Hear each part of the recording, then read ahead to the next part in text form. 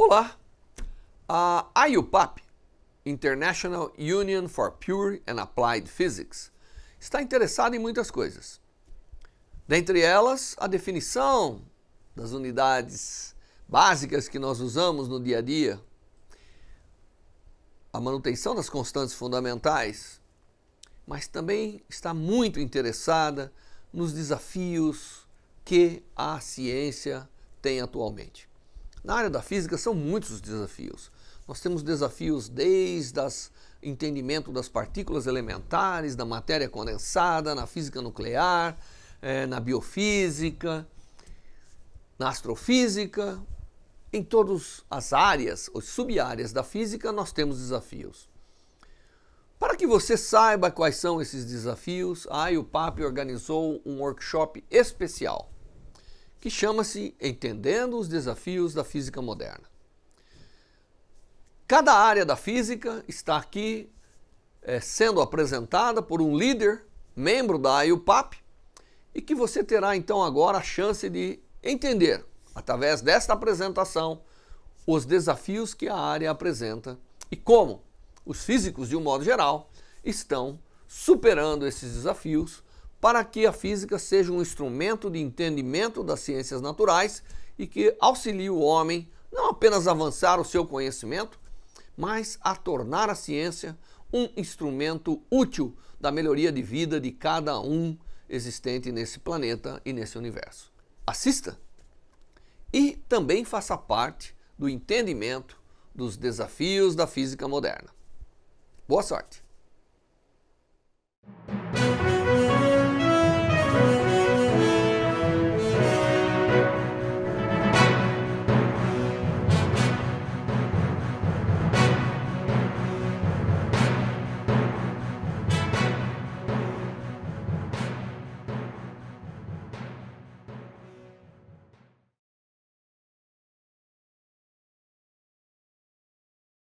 So, the last speaker of today is Sunil Gupta, giving us an overview about astroparticle physics.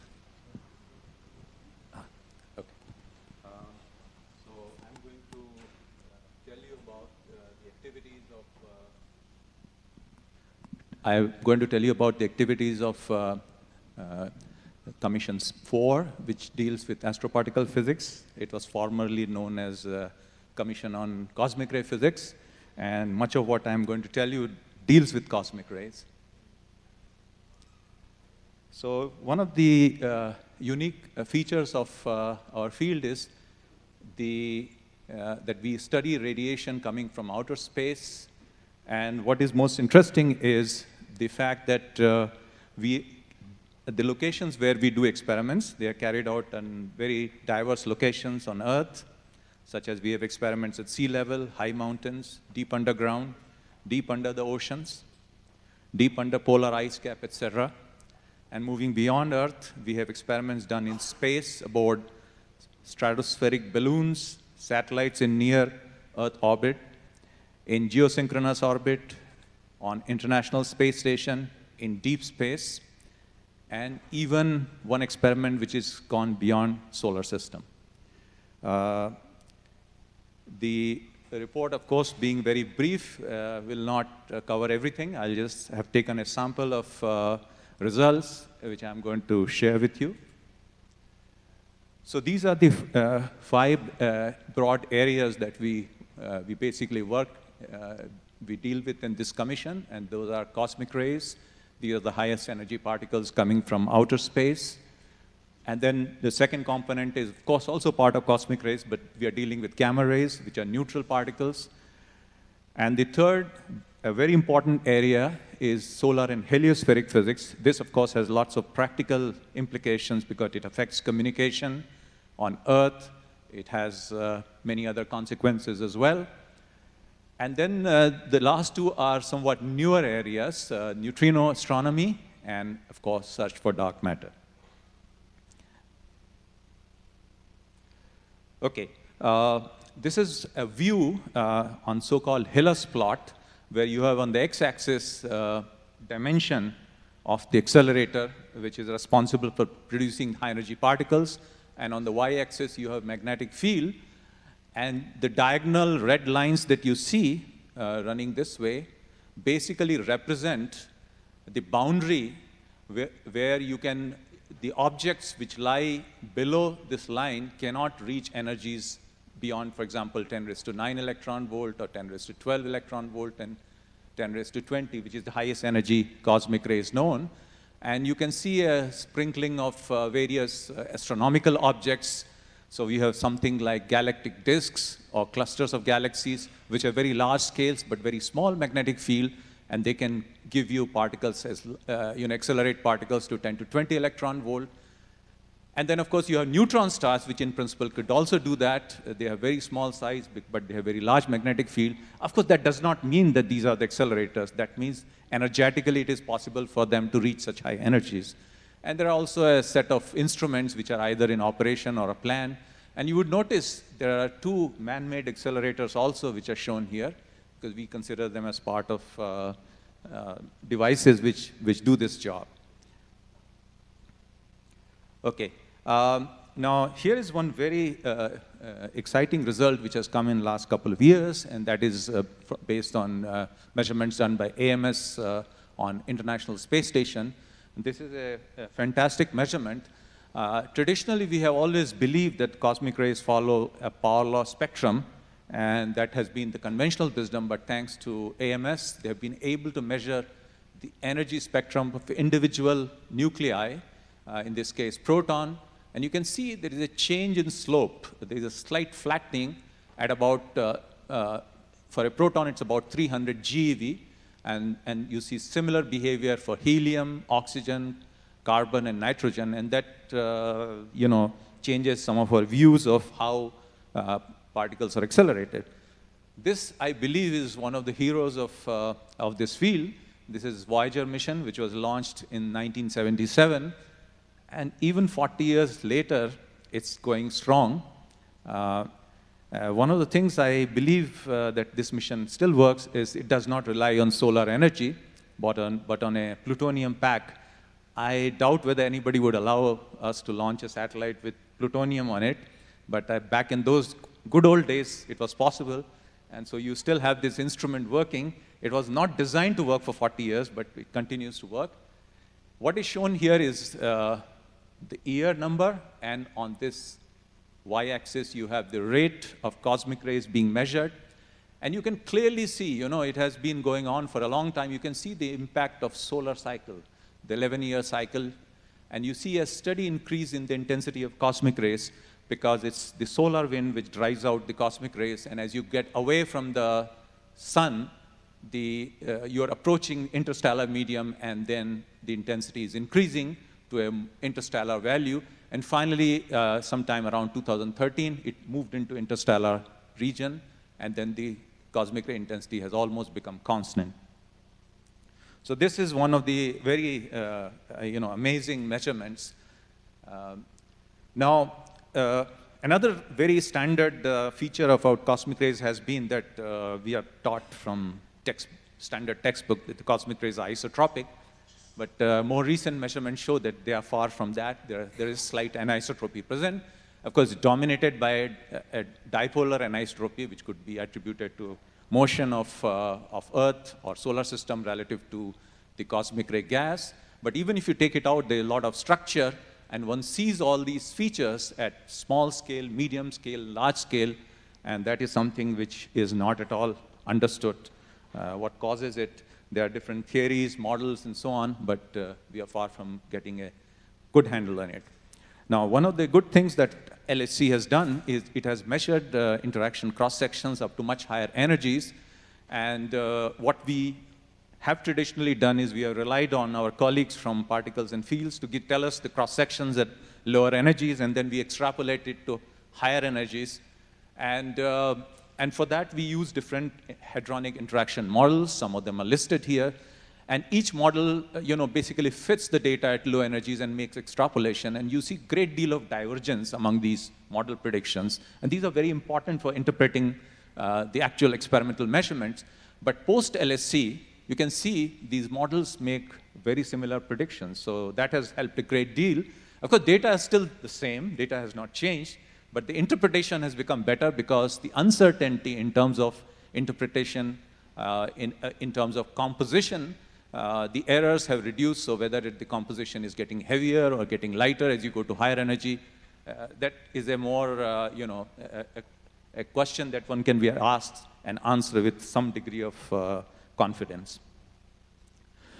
Now, this is a measurement from one of the largest cosmic ray experiments, the Pierre Auger Observatory, which is not far from here, down in Argentina. It is the largest cosmic ray experiment with an area of detectors spread over almost 3,000 square kilometers. And this is the measurement where you see the energy versus the flux, and the flux has been multiplied by E cubed. So you can see the spectrum is basically falling. And so it would have been falling very rapidly because of this multiplication. It's a slow fall, and you magnify various features. And this is the so-called ankle in cosmic ray energy spectrum. And you see the spectrum flatten out, and then there is a rapid fall. And this is indicative that we are running at the end of the energy spectrum at about 10 raised to 20 electron volt. There are no more particles that are present. Now, what is not clear is it because the sources of cosmic rays are no longer able to produce particles of energies higher than this value, or it is the interaction of these particles in intergalactic medium and so on and so forth with photon fields, which is giving rise to this effect. Hopefully, with better statistics and you know, better understanding of interaction models, one may be able to address this issue. This is a diagram I like very much. It's done by one of our young theorist colleagues. And this is the textbook example of cosmic ray energy spectrum, which spreads over almost 12 orders of magnitude in energy and 32 orders of magnitude in flux. And you see this beautiful power law spectrum with two minor features. One is so-called knee in the cosmic ray spectrum and an ankle. And there is very little structure. But when you, with the more precise measurement, you see there are lots of structure here. There are so many wiggles and changes in slopes and so on. And also, we have now information on different components that constitute this overall all-particle spectrum. And this is something, again, we have very good measurements, but the understanding is far from satisfactory. Let me now turn to the second topic of gamma ray astronomy. Now, gamma ray astronomy is very important because cosmic rays, being charged particles, are deflected in the interstellar or intergalactic medium due to presence of randomly oriented magnetic field. And so you have no information on the direction of the source. On the other hand, gamma rays, being photons, come straight at us. And these are the measurements from Fermi. And this is a distribution of sources. This is an earlier catalog. And for photons above 50 GeV, and you see a whole bunch of sources, and you can clearly see, this is in galactic coordinates, so you can clearly see sources which are galactic, and they're distributed along the galactic disk. And of course, there are lots of extragalactic sources. Some of them are identified, and a good number of them are unidentified sources, because there are no optical or X-ray counterparts that are known. And this is a more recent catalog with slightly lower energies, and the number of sources has mushroomed. And if you look at the galaxy in these high-energy gamma rays, it's really glowing in gamma rays, and you can see these distinct sources as well as the presence of gamma ray emission well beyond galactic disk. And it is believed that this is due to interaction of cosmic rays with the gas and dust that is present in and around our galaxy. Okay. Now, this was what I was reporting to you, was what we call high-energy gamma rays, which is typically 10 GeV, but there are observations made at much higher energies, TeV, or tera-electron volt. And this is one such measurement where, again, we see far fewer sources, but you can clearly see the galactic distribution of these sources with some extragalactic sources, and that number is increasing. And with the planned big TeV facility called CTA on the anvil, I think this number will go up by at least 1 or maybe 2 orders of magnitude when it comes about. Now, one of the things which has remained rather unsatisfactory is that the hope was that if you look for sources of gamma rays, you will find sources of cosmic rays. But it turns out most of the sources we see of gamma rays are due to production of electrons. And the photons, that is gamma rays that are produced, are due to either Bremsstrahlung or due to inverse Compton scattering. And we don't see so many proton sources, although 99% of the cosmic rays are protons. So one of the hopes was to see cosmic ray, gamma ray emission from supernova remnants. But I believe there are now some indication that some of the supernovae do show gamma ray spectrum, which is consistent with hadronic origin. So we are possibly seeing some of the sources, but not to the extent that one would like to explain the cosmic ray flux. Now, one of the very intriguing features of all these gamma ray sources is some of the extragalactic sources is very high degree of variability. Here is one example of one BL-LAC source, which shows massive variation over time scales of days, which tells you that the source region, which is responsible for producing these gamma rays, is no larger than solar system. And these are extragalactic objects which have tremendous energy output and very small scale. So, of course, the obvious interpretation is it probably has to do with a central black hole. Now, let me turn to the next topic, and that is solar and heliospheric physics.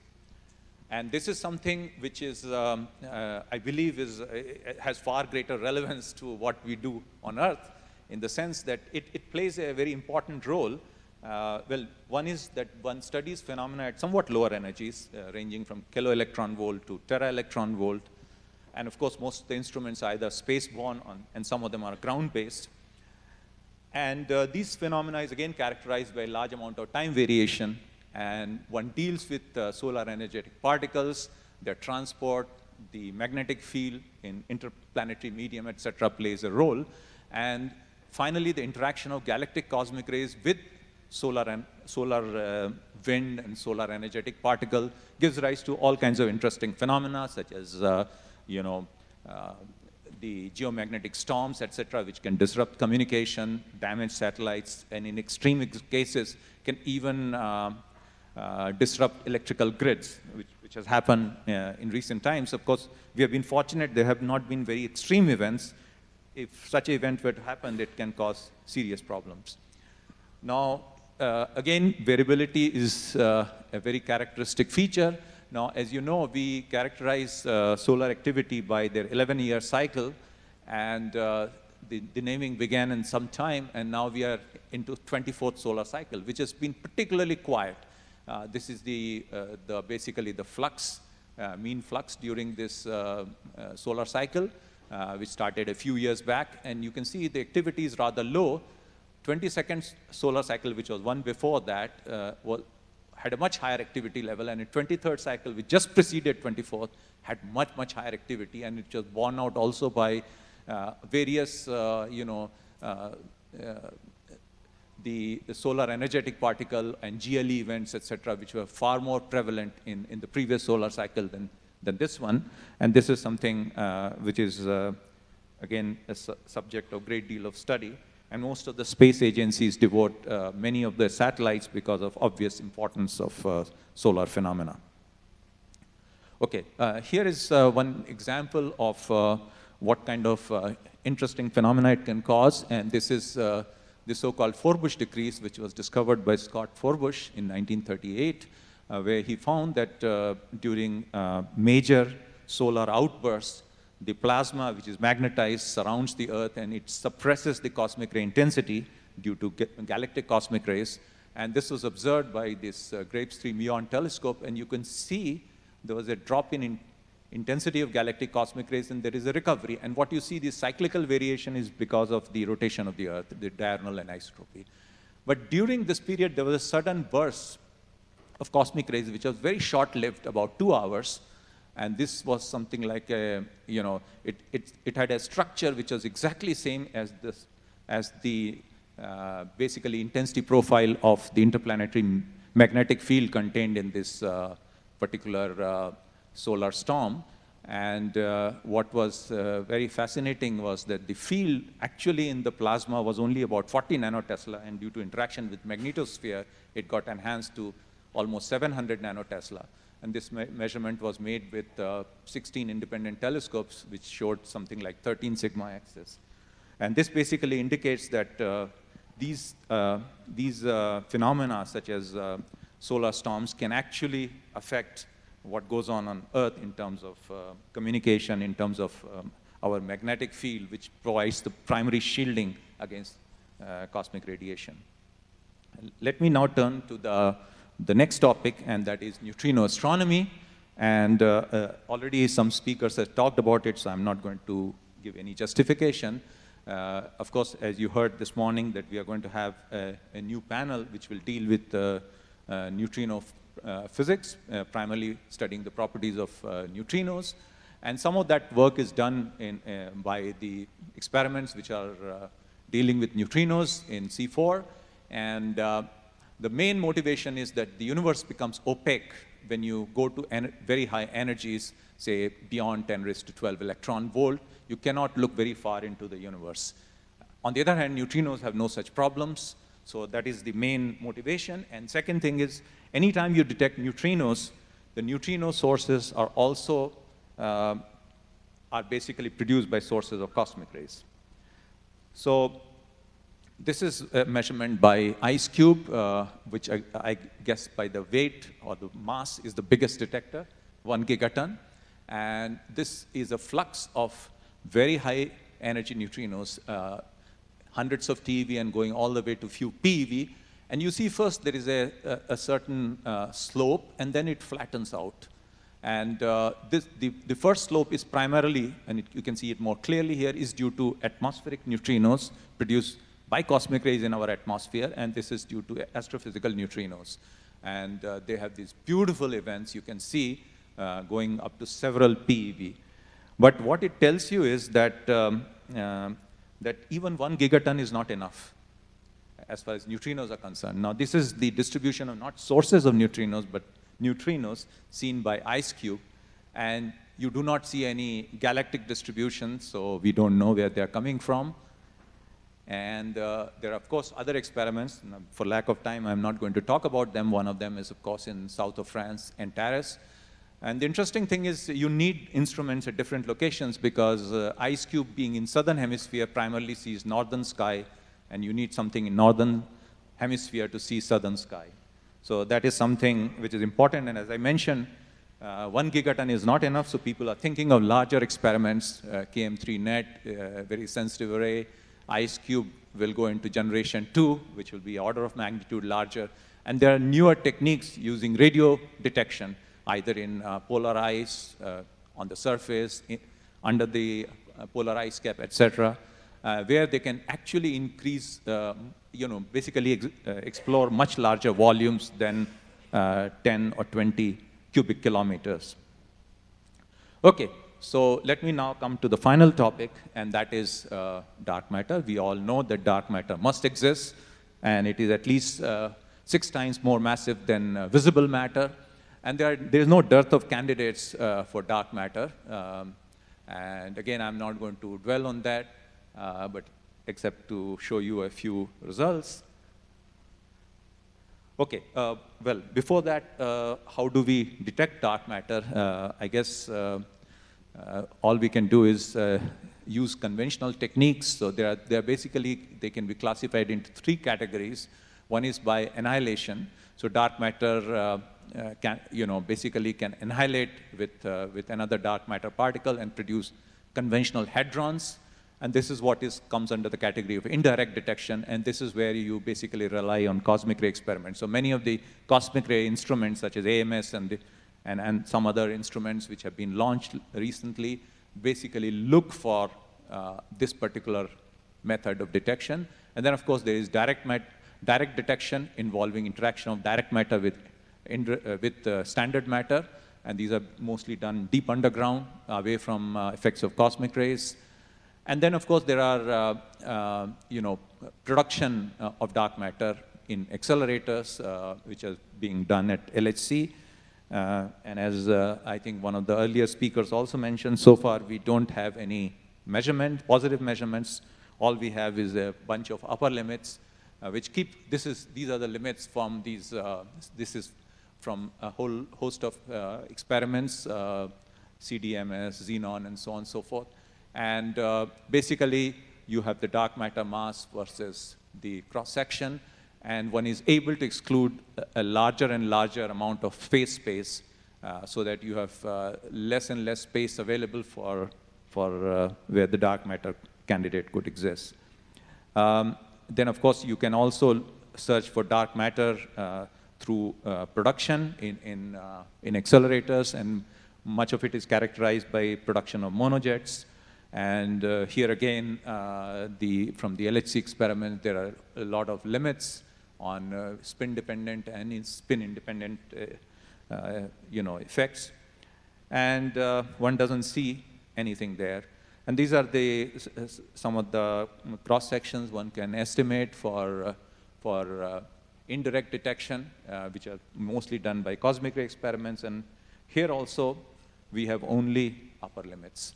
Some of them are projected, such as CTA, and others which are already in operation. And as you can see, that so far, we have not had any convincing detection. OK, so let me come to the conclusions. So I believe I have tried to convey to you that astroparticle physics continues to throw surprises, maybe because nature is so unpredictable. And of course, we have no control over our sources or our instruments. We are mere observers. Development of new experimental techniques and capabilities, of course, are the prime drivers. And I must say that we basically piggyback on all our colleagues who develop all those wonderful detectors, semiconductor, electronics, and so on and so forth. And that is the main thing. And then similarly, commensurate development on theoretical front, as well as Monte Carlo simulation that we heavily rely on, play a key role in interpretation. And I'm confident that in the next General Assembly, we'll have many more surprises. Thank you very much.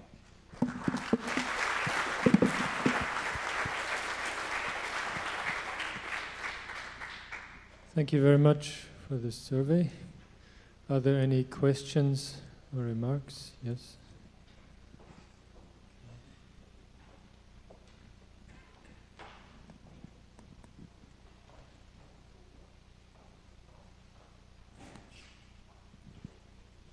Great overview, thank you. In your introduction to anisotropy in cosmic rays, there looked as though there was an additional anisotropy due to observations in the southern hemisphere. Is it that there just aren't observatories in the southern hemisphere, or was there something else there? You mean to say whether the anisotropy is different in northern and southern hemisphere? The contours that you showed for the anisotropies that are being studied at the moment seem to have a line that run through. Oh, okay, okay. Well, basically, when you want to measure anisotropy in southern hemisphere, those are mostly measurements from IceCube. And on the other hand, most of the observatories are located in northern hemisphere, unfortunately. And so it's a combination of all those measurements. And but care has been taken to a large extent to ensure that the measurements are at same energy. So if you go to different energies, the anisotropy changes.